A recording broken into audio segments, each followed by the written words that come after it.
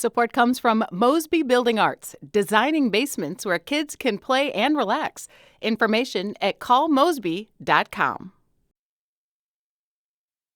This is St. Louis on the Air from St. Louis Public Radio. I'm Elaine Cha. On the night of Friday, March 14th, the St. Louis area experienced a tremendous amount of severe weather. The National Weather Service's office in St. Louis would later confirm that 12 tornadoes had touched down, ranging from an EF1 to an EF3. The strongest tornadoes' max winds topped out at 165 miles per hour. Across the state of Missouri, 13 people died. During those storms, local meteorologists performed the most important part of their jobs, going on the air to deliver life-saving information about where bad weather is and urging people to get to a safe space. KMOV First Alert 4 Chief Meteorologist Steve Templeton was on the air for hours that night, and at one point, he himself had to get to a safe space as a tornado bore down on the TV station studio in Maryland Heights. Here's what I'm going to do. I'm going to zoom out a little bit, show you what's going on and why we're doing this. There is rotation right here coming at Maryland Heights. It'll take me about a minute to get downstairs, and we'll resume our coverage from our downstairs studio. The station never went off air. With the radar at full screen, Steve Templeton continued to supply key information to viewers even as he walked down to a more secure studio. You good, Brian? After you, sir. Yep, we got a door right here. We're good. You good, Pat? Okay. If anyone in the building can hear me, we're not taking elevators, we're taking stairs. We're all down here. I see Corey, I see Sam. In less than 2 minutes, Templeton was in a different studio, a more secure, windowless space, and he was again manipulating the on-screen radar to provide updates on the location of tornadoes. So that's the area of rotation, crossing 141 and Page. And just to give you an idea, I'm going to put a yellow circle. We're right here, okay?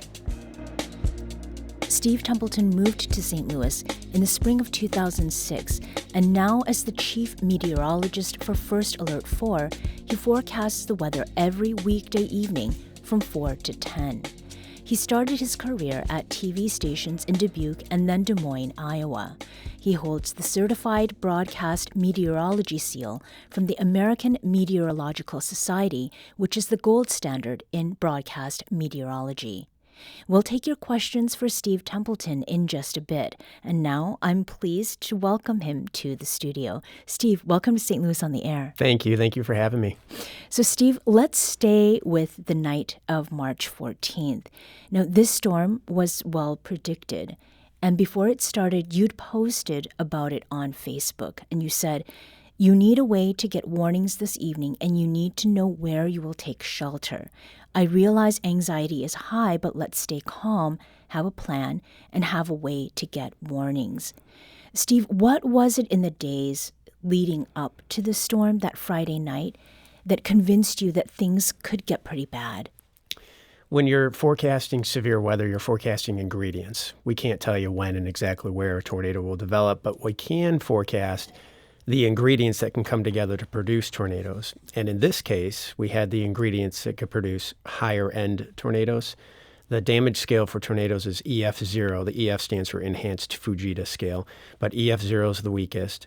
EF5 is the strongest. And we saw ingredients for EF2 or higher storms, tornadoes.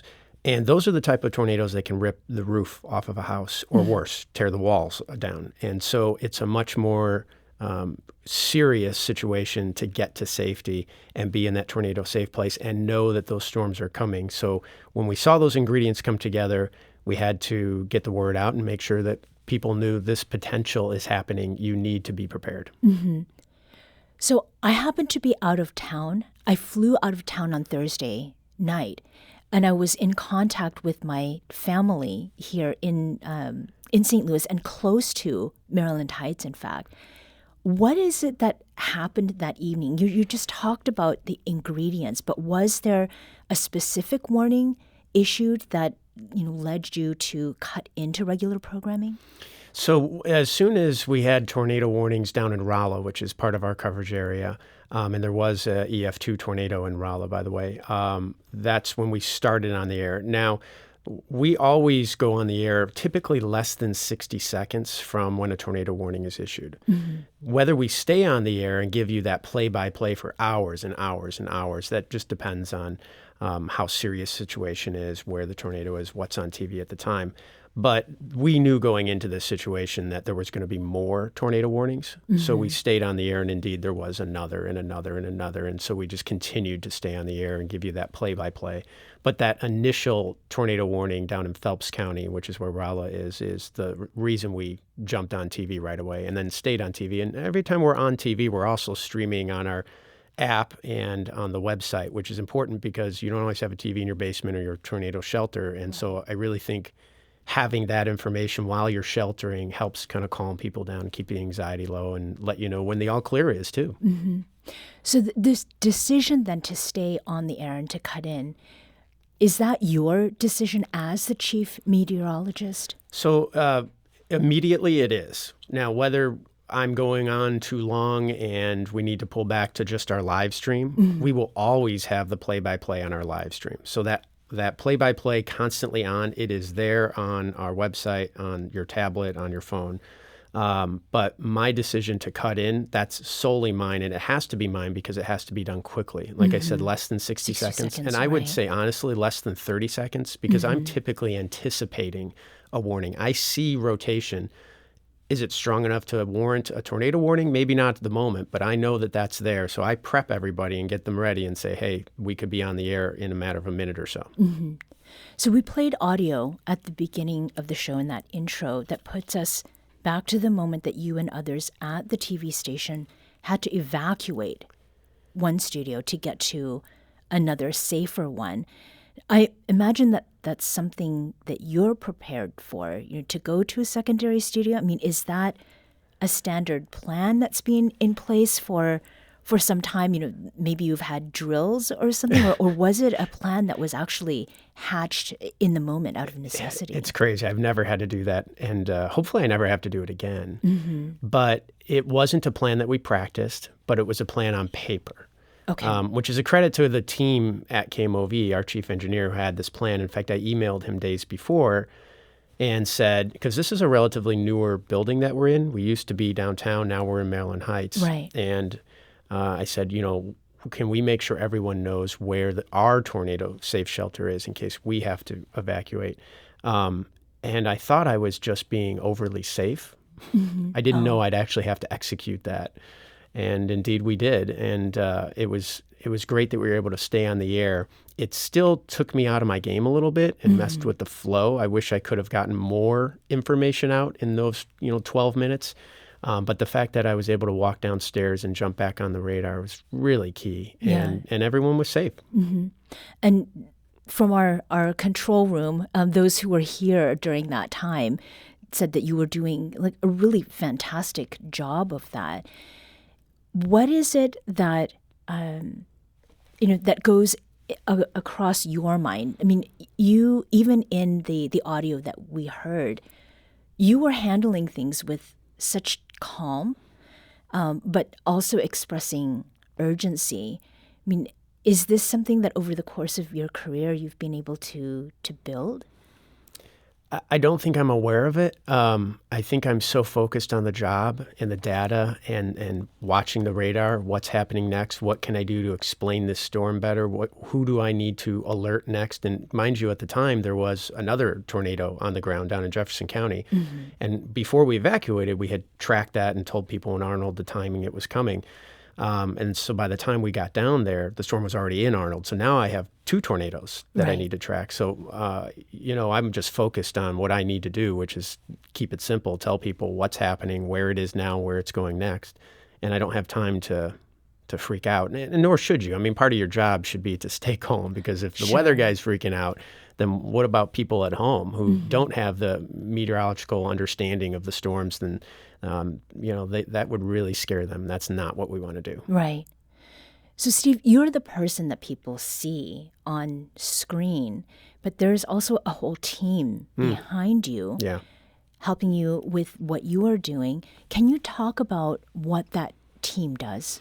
Yeah, so we have Kristen Cornett and Kent Earhart, our meteorologists. Now, usually if we have a severe event, we want 2 people in the studio, but we made 3 meteorologists in the studio because we knew this was going to be really busy and we were going to have so much information coming at us that we didn't want to miss anything. And so Kristen and Kent did a great job of kind of redirecting me. If I'm focusing too much on one tornado and all of a sudden a new one develops, they jump in immediately and say, hey, we just got a report, tornado north of Cedar Hill. That's the one in Jefferson County. So while I'm really kind of myopically focused on one particular tornado, they can get the big picture and redirect me to make sure that we don't miss anything for our audience, which is huge. And then we have directors, and just like you have an audio engineer and director right now who's listening and monitoring and pushing buttons, we have those people too, and they're the ones that help us get our sky cams on the air. That a couple times my computer, I think we were just working it so hard it kind of froze, so I had to jump to a second one. We have 3 machines, so I would just tell them, hey, Max 1 is freezing, can you pop up Max 2? So we have a lot of people who are directors that are helping us get on the air. They, by the way, work in a room full of windows, so we definitely wanted to make sure that they got out and got to safety. We have producers. We have a team in the newsroom that's monitoring the scanners. As soon as they hear of bad damage, they can relay that to us or the anchors. Corey Stark and Samantha Jones are our anchors that were there that night. They're reporting on what's happening with the storm, how many power outages we have, where we're hearing of damage. So we have a big team. And then I also want to say this, it's a huge team effort covering severe weather, not just at our TV station, but within the weather community. Emergency managers, first responders, and the National Weather Service are all integral. I mean, hugely important. And as a team, as a integrated warning team, we help protect the community. And so it's not just one TV station. Right. Well, there was also reporting that you were doing not only about the St. Louis area here on the Missouri side, you were also providing updates about what was happening on the other side of the river. And this is a little bit of what was happening on the 14th. I got it crossing 255 into Illinois in about 3 minutes. I've got it in Dupo in about 6 minutes. I've got in Cahokia Heights, very near, maybe just southeast side, in about 11 minutes. So, Steve, how is it that you sort of predict where these tornadoes are going to be moving? So a lot of my training and a lot of things I do behind the scenes in preparation for events like this is to understand radar analysis, because you have to know where the rotation is, possible tornado, before you can track it and tell people where it's going. And most people who watch me know that I do this thing where I kind of go back in time, forward in time. And usually when I'm doing that, you see this kind of loop of the green and red Christmas colors. And those are the velocity data, we call it. But that's the data that helps me pick up where the rotation is. And then I'm going back and forth to see the trajectory. And then I know the storm speed, so I'll take an arrow and draw from that exact location to cities that I see are in the path. And that's what I was doing there. I was just naming off cities that I saw in the path. And I think it's important sometimes to say things like near Cahokia Heights, southeast side, as opposed to a direct hit. We sometimes in the heat of it, you hear things like there was a tornado that was near New Baden. It wasn't in New Baden.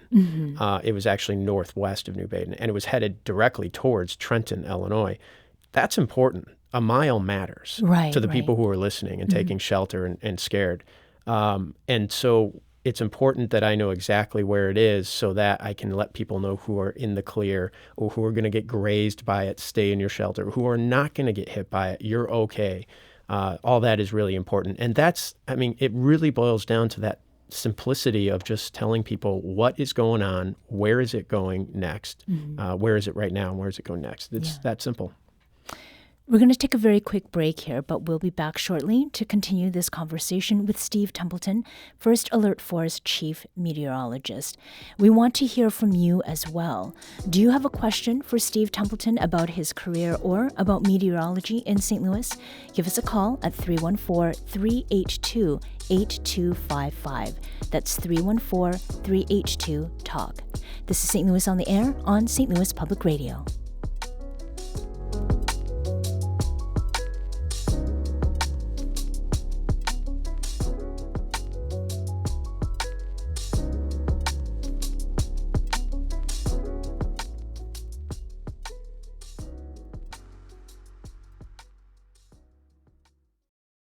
Support comes from Mosby Building Arts, renovating basements to boost home value. Information at callmosby.com. Welcome back. Let's return to our conversation with KMOV First Alert 4's Chief Meteorologist Steve Templeton. Now, before the break, you were talking, Steve, about what goes into predicting where a tornado is going to move. And then you'd also talked about the National Weather Service and the role that that plays. Now, the critical information that you're getting from them, obviously, that really came into play on the 14th. What is communication with the National Weather Service like when there is severe weather happening? We have a great relationship, and in part because we have a great office, local office. So the St. Louis National Weather Service office is teamed with men and women who are just brilliant. They have a great culture. They're open to constructive criticism. We are open to hearing how we can help them, and they're open to hearing how they can help us. So it's just been amazing. And one of the ways that we communicate is through something called National Weather Service Chat. Mm-hmm. And it's exclusive to meteorologists. You have to be vetted to get into this for good reason, obviously. But you can imagine the comment section on Facebook and Twitter. You don't want those people in this chat, right? So right. This is emergency managers and National Weather Service and MoDOT and IDOT and TV meteorologists. Part of that IWT, integrated warning team that I mentioned, that we're all trying to help the public stay safe. Law enforcement is part of that. And the flow of information is great. And so when you said at the station, I have a team helping me, and I mentioned Kristen and Kent, they're monitoring that chat. Mm-hmm. And so they can see when, law enforcement or first responder says something like, we've got roof off the house. Now, when you first hear that, you have to take it with a grain of salt. So the first reported damage, but still you're starting to hear of confirmed damage through that. When we hear things in the newsroom, we can pass it on to the Weather Service. We had a night where the radar data coming out of the Weather Service, because the radar we all use is owned and maintained by the Weather Service. The data gets pushed out, and then we have a company that allows us to bring that data into our machines. Mm-hmm. So data wasn't coming out. It was about 10 minutes late. We had tornadoes. It was the middle of the night. It was after midnight. And because there's already this culture with this National Weather Service chat, and we're so communicative and helpful, the folks at the National Weather Service started taking screenshots of their radar, highlighting where that circulation is, and posting it for all the TV meteorologists so that we could see. And then I would look at my radar, see it's 10 minutes behind, and see where that rotation is now. And then I was on the air just being honest and transparent and saying, hey, we've got a data issue. I don't know what's going on, but I know that this is where it is now. Here's where it's going next. So you just kind of push through and battle through those data issues. And it all happened because the communication with the National Weather Service is so key. Really important collaboration then. Big time, yeah. We got a question from Raul in St. Louis, and he asks, will the federal cuts to the National Oceanic and Atmospheric Administration affect predictive models? And is that something that you're concerned about? Very concerned. Will it? I don't know exactly. I don't think anyone grasps the impacts of the cuts, especially since they seem to be going back and forth.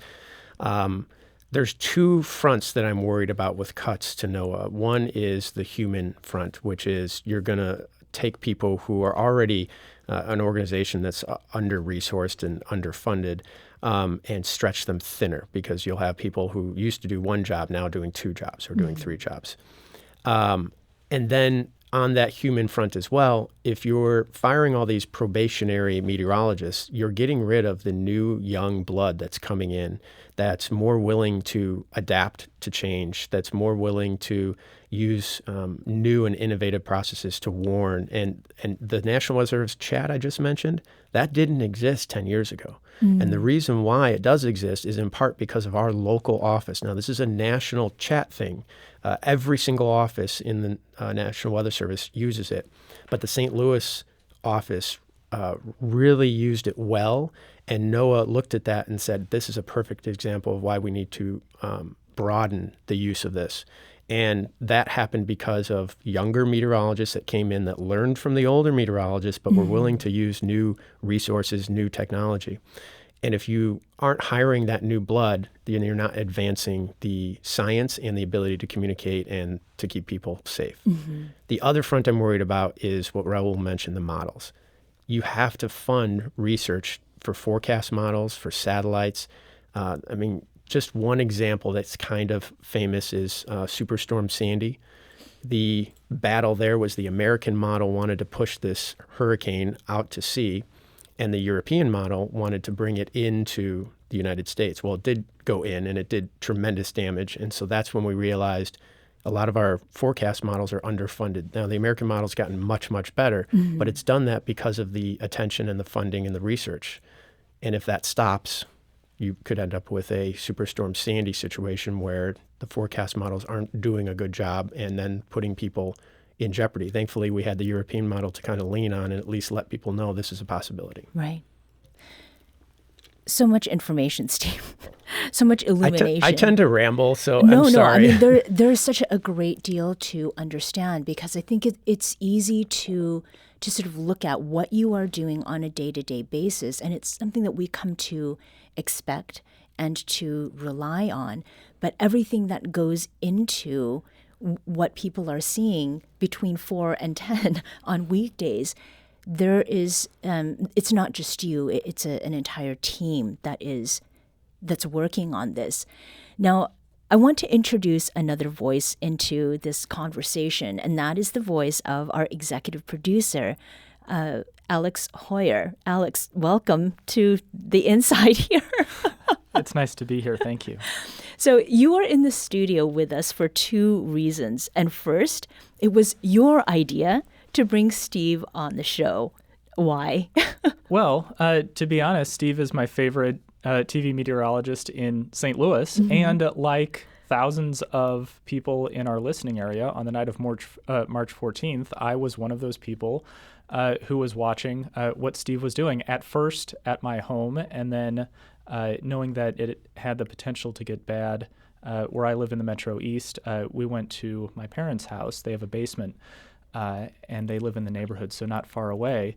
And I kept not watching Steve on the TV, but I switched to the app during that time. And so, very honestly, it was because I like what Steve does, and the team will know that I actually pitched the idea of having Steve on the show last year, but it was in May. There had been some kind of weather event. I'm not sure what it was, but then we were booked up. And by that time, we started to get out of severe weather season. And so I was like, this is when I'm going to put a pin in. And I'm going to ask Steve if he would come on during the next inevitable time that the St. Louis area has bad weather. Yeah. And we have put out some engagement calls. What are some of the things, you are our one fan, but there are many fans out there. Yes, we have heard from a lot of people and in a number of different ways. We heard from somebody on Blue Sky named Alex. This is not me, though I probably could have written the comment. Okay. And Alex says, Steve is the GOAT. And of course, GOAT stands for greatest of all time. What does he think about all his fame on the St. Louis Reddit channel and the way people hold his guidance in high esteem? And before you answer the question, Steve, I should say I did look this up on Reddit myself, and on the St. Louis Reddit channel, there is a topic about you, and it asked the question, is Steve Templeton the GOAT? And then somebody responded there saying, I gauge how severe the storm is based on what articles of clothing Steve has removed or modified. So, Steve, are you aware of your Reddit fame? I've heard of this Reddit channel. I don't pay attention to it. It's flattering and great that people like what I do, and that also means that they're going to be watching when the storms are bad and they're going to stay safe. And look, that's what matters. Yes, I roll my sleeves up when it gets bad. And yes, I do that on purpose. It's a communication tool. I don't even know how it started. I think it started because when we were at our old studio, we had this archaic HVAC system and it would get too hot and I would just get hot. So I'd take my jacket off and then your blood pressure's rising while you're tracking tornadoes, and then I roll my sleeves up. And then it became a thing. And now that it's a thing and people know it, I can use it as a tool to let people know, like, hey, this is real. Let's pay attention. How many rolls equal really serious? We can talk about that later. If the tie comes off, we're in trouble. Yes, that is actually what I was wondering. Now, Steve, you came to St. Louis in March of 2006, and I understand that it was a very active, severe weather year in St. Louis. What happened? A lot. So I started March 6th, and I was doing weekends at the time. March 11th was a Saturday, March 12th was a Sunday, March 13th was a Monday, and all combined, I think it was something like over 60 tornadoes in Missouri and Illinois. That's even outside our viewing area, but the idea is that literally the first weekend I start on the air here in St. Louis, it was trial by fire. Oh my gosh. And thankfully, Kent was the chief at the time. He comes in and takes the lead, as he should, and so it wasn't all on my shoulders.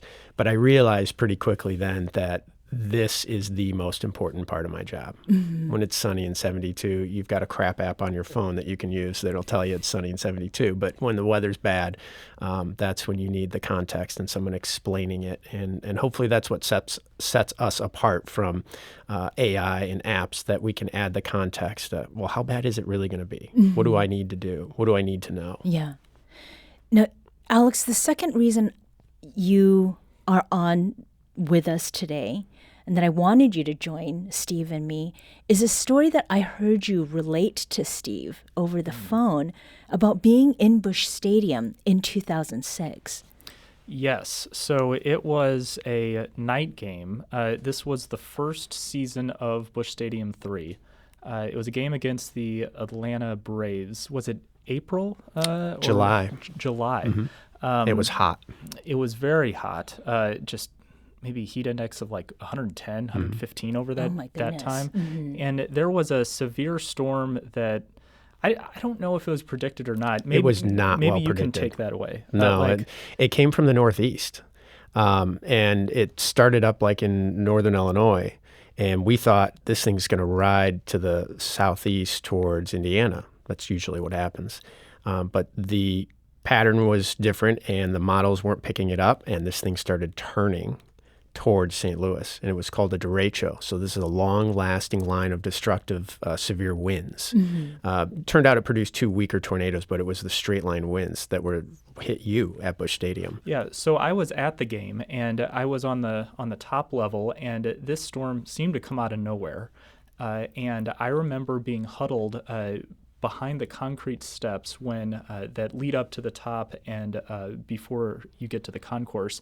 And when I was looking out on the concourse, these winds were just ferocious, and I saw beer carts just flying across the concourse just with super speed. And there was beer, of course, tumbling out, and so there were people that were scared, but there were also a lot of people who were frankly dumb, and they were looting to try to get some free beer. And I actually saw somebody get hit with a flying beer cart, and I don't know what happened to that person, but I also remember thinking that the Cardinals were severely unprepared for severe weather, and I do recall them getting some flack for that. This was before I was a journalist, and the year later and since, they have designated areas in the ballpark marked for severe weather. And Steve, we were talking a little bit about this, that there is an assessment that can be done. Is that the National Weather Service that does that? Yeah, it is National Weather Service, and they can designate you as storm ready. And any organization can do that. And it was a great thing because now at Enterprise Center, I see the little tornado signs by the, and I was at a City SC game a couple weeks ago, and they have the little tornado next to the bathrooms. And so I think it made everyone who has those big event spaces aware we need to be ready for this, because if it happened to Busch Stadium, it can happen to us. What is our plan? Mm-hmm. And I'm glad you're so okay. Yeah. That was It was scary. That was 70 to 80 mile an hour winds. And that was a horrible day and not well predicted. So you're right. And all those people outdoors, so vulnerable. So I'm glad you're okay. Thank you. I mean, the extent to which you remember the details of that weather event, it seems like it's one indication of how bad it was, but also just your capacity to remember that too. Certain things stick out. Like I was up at the time, we had a helicopter in the news business. You know, a lot of cuts have been made. We don't have a helicopter anymore, but I was up in the helicopter doing damage survey and had seen back then the Casino Queen had this huge sign, and it was knocked down. There were transformer lines that were crumbled and down. And just seeing that damage, it sticks in your head. You remember that. Mm-hmm.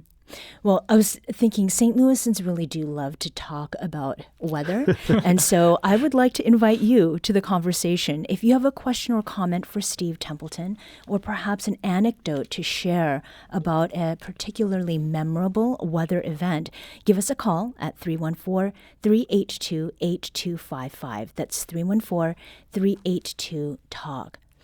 So, Steve, 5 years after you arrived, there were two major weather events within a month's span.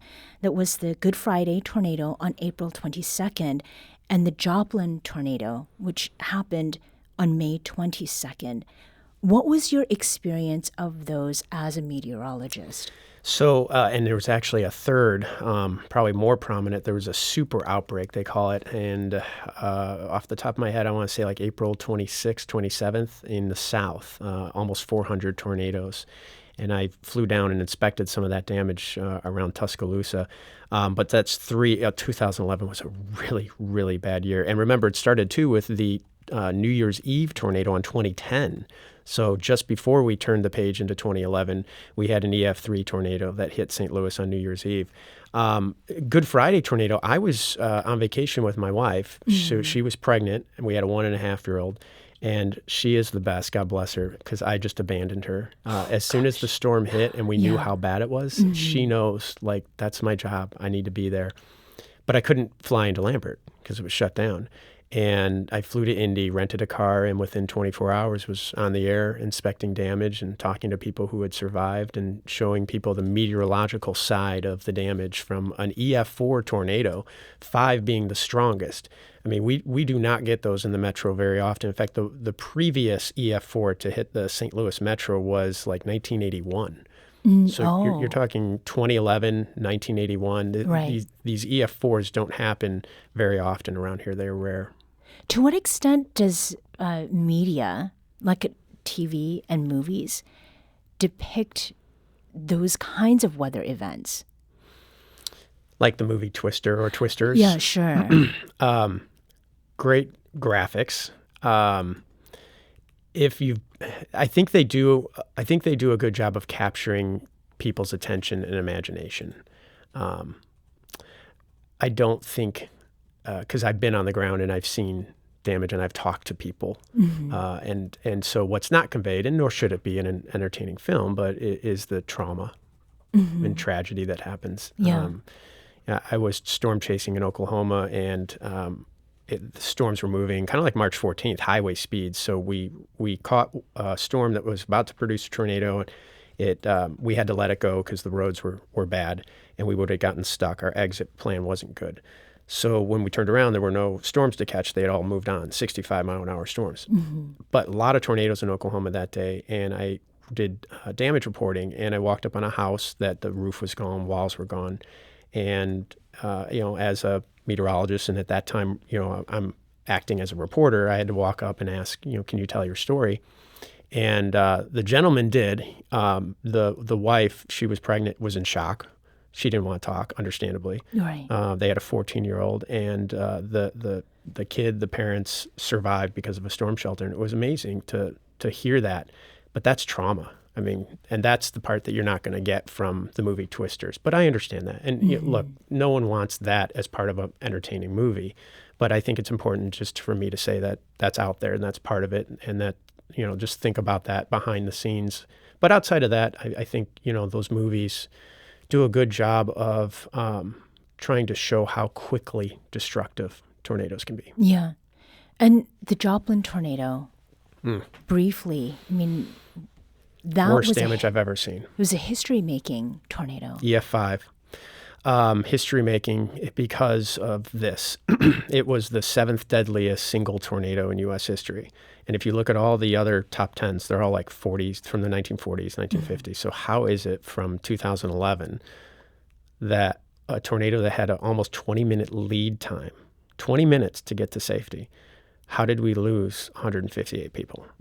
And that had dramatic impact on me and how I communicate weather, and still trying to learn the science of communication better so nothing like that ever happens should it happen in the St. Louis area.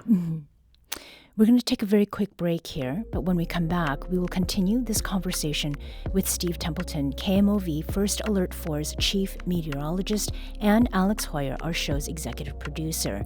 We also want you to be part of this conversation. Do you have a question for Steve Templeton about his career or meteorology, or an anecdote to share? Give us a call at 314-382-8255. That's 314-382-TALK. We'll be right back. This is St. Louis on the Air on St. Louis Public Radio.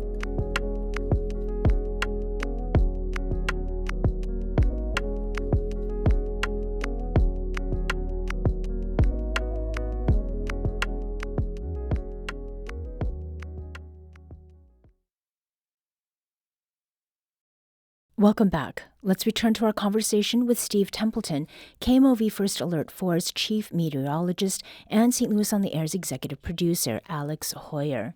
Let's go right to the phones. Dennis in St. Louis, welcome to St. Louis on the Air.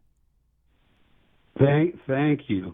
I used to be in the TV news business as well, and I had a memory of a meteorologist telling me that forecasting St. Louis would be particularly difficult because of the rivers, that somehow, three rivers coming together in the area would make it harder than, say, I don't know, Las Vegas or whatever. I wonder if that's true. Thank you, Dennis. And we're actually going to go to Alicia next. Alicia, welcome to St. Louis on the Air. Hello? Hi, Alicia, go ahead. Yes. Oh, so I live in Lafayette Square, and my home was hit in 1896. Most of the third floor was lopped off. I've always wondered, is Lafayette Square area, because of where it sits kind of high in the city, a little more vulnerable than other areas that are lower? So that's a good question. You just mentioned 1896. Yeah. I was going to mention that because we'd gotten a comment on Facebook that was wondering about why is there never any bad damage in the city of St. Louis versus the county. And I recall interviewing local author Andy Hahn last year about his book Mapping St. Louis, and he includes a map in the book of the 1896 tornado that was the costliest and the third most deadly tornado in American history, where 305 people died. And it was this path of destruction that was 18 blocks wide that basically started right near Tower Grove Park and then just tore through all the way to the river and then across to East St. Louis. But to that question, Steve, what do you have to say to Alicia? I used to live in Lafayette Square, too. So this particular 1896, they called it the Great Cyclone, cyclone being kind of another name for a tornado back then. And that interested me. But the topography there has nothing to do with whether you're going to get hit or not hit. And I'm going to jump to Dennis's question, too, because the answer is the same, that the rivers don't impact tornadoes. The engine that drives a tornado is called a mesocyclone. cyclone. This is the strong, persistently rotating part of the storm, 5, 10, 15,000 feet in the air. It doesn't care about, a little 100-foot elevation. It doesn't care about the rivers. Now, rivers can impact weather, but the river is so small compared to the breadth of, let's say, Lake Michigan, or even the Great Salt Lake, for instance. Huge lakes like that could have an impact, but the rivers are just too narrow and too small for that to really have an impact. The bluffs don't have an impact either. And if you look back at a history of strong tornadoes, like EF4 violent tornadoes, that 1896 is one that went right over what would be the arch, basically. And I keep thinking how blessed we are today to have satellite and radar and phones and no weather radio and warnings and sirens. And back in 1896, they had none of that. And can you imagine the terror of, well, the clouds are dark. Well, they get dark all the time. We're working on the railroad. We're outdoors, and you get storms. And then all of a sudden, stuff starts flying. That must have been traumatic. You mentioned the arch, and I have to ask this question. We had several listeners contact us and what about this so-called arch effect with this belief that the arch somehow acts as a shield for weather? I think that answers it. I'm laughing. If it does, no one's told me. Somebody had a serious follow-up to that, saying, is there anything to the urban density that might impact the way that a storm or a tornado goes? There is. We're not 100% sure on that, but there's an urban heat island impact. And there has been some research done on that, but it's not dramatic. It's not like storms always split when they hit St. Louis, because they don't always split. I think a lot of times people get perception stuck in their head, and they extrapolate that to some kind of rule. And it as humans, I just think it helps us kind of organize the universe. It's like, well, wouldn't it be great for me to say that because of the bluffs, I'm protected? Well, scientifically, you're not. And just because you perceive that there was that one tornado that stopped right at the river doesn't mean that every tornado will do that. And in fact, the 1896 didn't. Right. It went right across the river. We have a caller from the city, St. Louis. Amy, welcome to St. Louis on the Air. Yes, hi, thank you. I have two questions. One is, why did KMOV move from using storm mode to First Alert weather days? And my second question is, who decides if it's a First Alert weather day? Is it Steve, or is it his boss? Is it someone else? Thank you. Thanks, Amy. Really good questions. Thank you. So I'll jump to the second question first. I decide. My team can decide. If a morning meteorologist wakes up and sees a severe threat, and they decide. If they're not sure, they'll say, hey, we think this could be a First Alert weather day, and then we as a team will talk about it. What's kind of the bar for a First Alert? It has to be big impact weather, right? So if it's going to rain an inch, but it's spread out from the morning to the afternoon, and we don't think there's going to be flooding, that's not a First Alert weather day. The First Alert weather days, and this goes to the first part of the question, the reason we use them is to cut through the noise of the world. You're busy at home making dinner, and I've got 2 kids and I've got 2 dogs, and our family life is crazy. So when you look at our 10-day forecast and you see one day highlighted in red, we hope that cuts through the noise and lets you know, oh, that's a day I got to pay attention to. Something big's going to happen. Not just it's going to rain, but it might rain and cause flash flooding. We might get hail. We might get tornadoes. And so her question about storm mode, which I loved storm mode. It was a great brand. But the reason that went away is we got bought by a company called Gray Media. And it's a great company. I'm not just saying that. If you look around the landscape of companies that own local news TV stations, Gray is fantastic. And there's some that are not. They're actually cutting meteorologists and farming it out to Atlanta and having people in Atlanta do weather for like Southern Illinois. So we don't do that, which is great. And they support us and built this great brand new station out in Maryland Heights. But they own First Alert. They own that brand. So we transitioned from storm mode to First Alert, and I was all on board because storm mode is when it's happening. What about 2 days before? First Alert is what gets you ready for it. Mm-hmm. And so that's what I like, is that now we're first alerting you, in the case of the March 14th tornadoes, 5 days ahead of time. Preparation is really key. We have Mike, who is calling from Maryland Heights. Mike, what is your question? Yes, I was working storm duty for Ameren, and I saw this big, I don't know what you call it, cloud, blob, whatever, maybe 500 feet by 500 feet. I took out my phone to, record it, and I panned back to where it was, and it was calm. And then I just noticed it continued, and it went down. It looked like it made a left, and then I didn't see it anymore. I was just, was that a tornado? So one of the keys when you're looking at clouds and trying to decipher is it a tornado, you got to see rotation. And you may not see the cloud rotating. You might actually see debris in the air. I don't like that you were that close and pulled out your phone, Mike. I hope your first instinct next time is to get, to save shelter. But that's really, and that's why sometimes we see these still images and people are like, is that a tornado? And it can be hard to decipher because if I don't see that video and see that rotation, I'm not 100% sure sometimes. Mm-hmm. Mike, thanks for calling. On that note about what to do when you hear things, we have Joyce who's calling from Labadee. Joyce, welcome to the show. Hi there. My mother, we live in a very volatile weather pattern area. My mother always said, you're in Missouri. If you don't like the weather, stick around for 5 minutes. It'll change. That must make your job awfully hard. But is there a particular pattern here that just makes things a little bit more volatile? We are volatile, you're right. And we're in the spring storm season. And spring especially is the season where you could have tornadoes or you could have snow. These low pressure systems that have been causing some of our severe weather have snow on the backside of them. They haven't hit us, although there was that one day where there were flurries the next morning.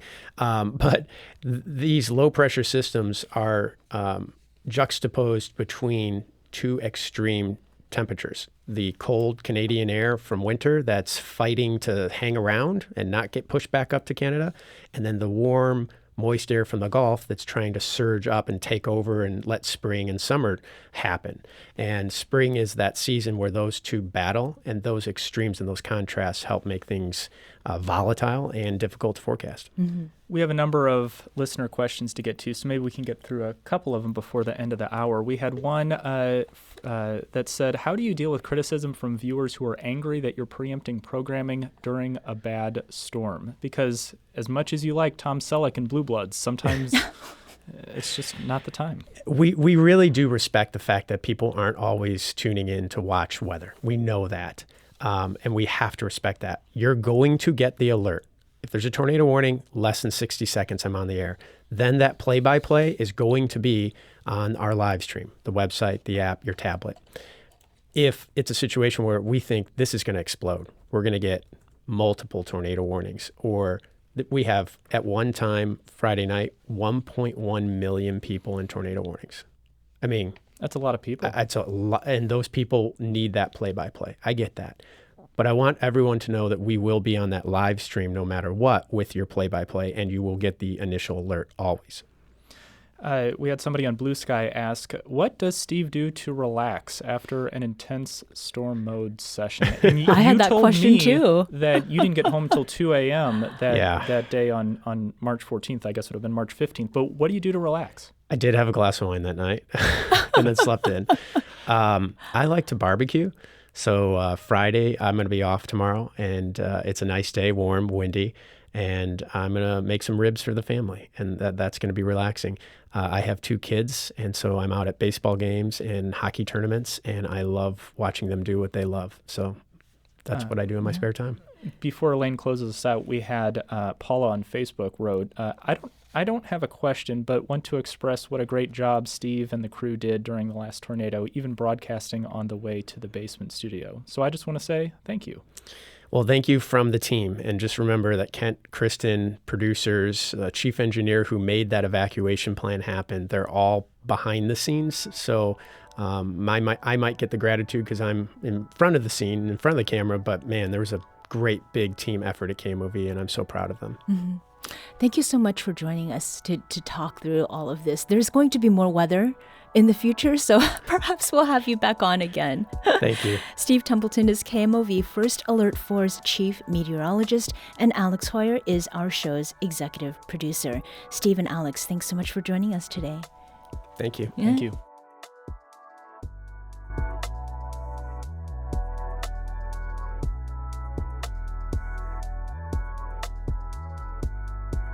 Today's episode was produced by our executive producer, Alex Hoyer. Audio engineering and podcast design by Aaron Dorr. St. Louis on the Air is a production of St. Louis Public Radio. Understanding starts here. Do you find yourself regularly listening to episodes of St. Louis on the Air? Suggest us to a friend you think might enjoy our conversations. And leave us a review and rating on Apple Podcasts on the App Store. It's the simplest way to help people discover our show. Thanks. St. Louis Public Radio is a member-supported service of the University of Missouri St. Louis.